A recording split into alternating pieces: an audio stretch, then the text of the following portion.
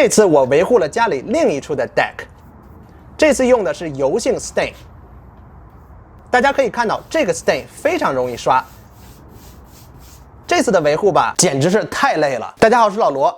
上一次我和大家分享了怎样维护室外的木质露台，也就是北美这边大家常说的 deck。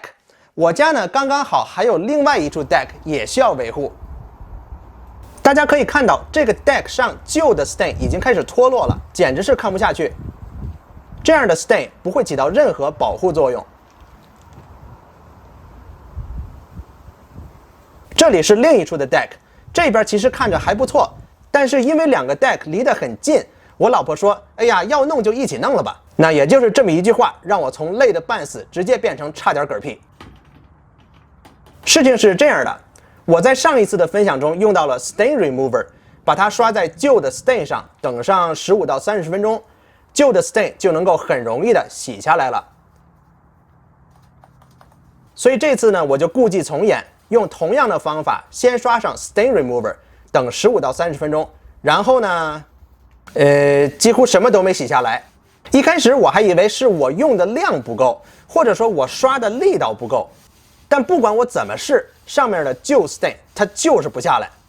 我这才意识到 stain remover 这种方法也不是100%的奏效。其实这个时候吧，我考虑过试试另一种 stain remover。但是因为我要赶到雨季来临之前把 deck 弄好，所以我决定放弃化学方法，而改用物理方法，用砂轮机把旧的 stain 磨掉。这一磨就是6个小时。对，你没有听错，这两个小 deck 我花了6个小时打磨。其实打磨 deck 吧，有一个 belt sander， 也就是带式打磨机，要比这种4寸的随机轨道砂轮机更有效果。但是我没有带式打磨机。当然还有其他更好的选择，比如说我和我的兄弟们上次给大家介绍过的 Festool Rotex， 这个工具的暴力模式应该非常适用于这个场景。但是我只有4寸的随机轨道砂轮机。我这次打磨也没有接吸尘器，所以我戴了一个防毒面具。再有呢，大家在干这个活的时候也别忘记带上护目镜和耳塞。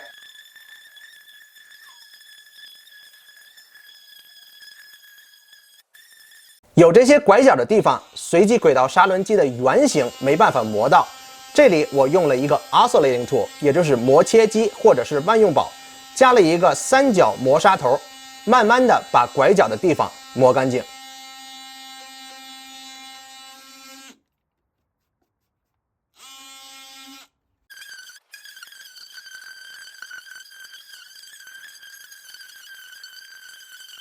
给这边这个 deck 打磨吧，其实也不是太慢，因为旧的 deck 本来也损耗的差不多了。当我开始打磨第2个 deck 的时候，倒霉的事儿就发生了。首先，这个区域不是常年有太阳暴晒，下雨呢也不会淋太多雨，所以这里的 stain 其实还是挺不错的。但这也就是问题的所在，因为这里的 stain 本身并不差劲儿，打磨起来简直是要了我的亲命了。打磨这么一个小的 deck，比刚才那个大的 deck 多花了足足1倍的时间，而且更倒霉的是，到后来我电池充电的速度已经跟不上我的消耗量了。于是我找出了这个旧的有线的砂轮机，耐着性子慢慢的打磨。所以由此可见哈，无线工具虽然方便，但是在长时间操作的情况下，有线工具还是有用武之地的。最后就是把打磨过的 deck 清理干净。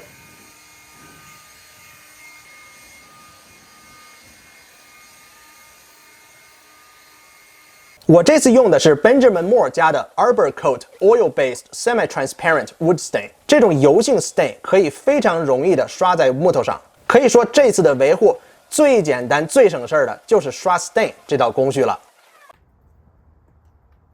等 stain 完全干了以后，我放了一些水在上面。这个 stain 的防水效果真的是不错的。好了，这个就是今天要和大家分享的维护室外木质露台的第2部分了。这期的分享呢，主要是用我的亲身经验告诉大家，用 stain remover 这种化学的方法有时候也不好使，用打磨这种物理方法也可以有效的把旧的 stain 清除掉。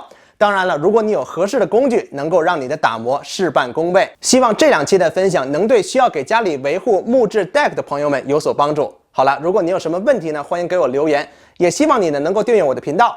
我是老罗，See you next time。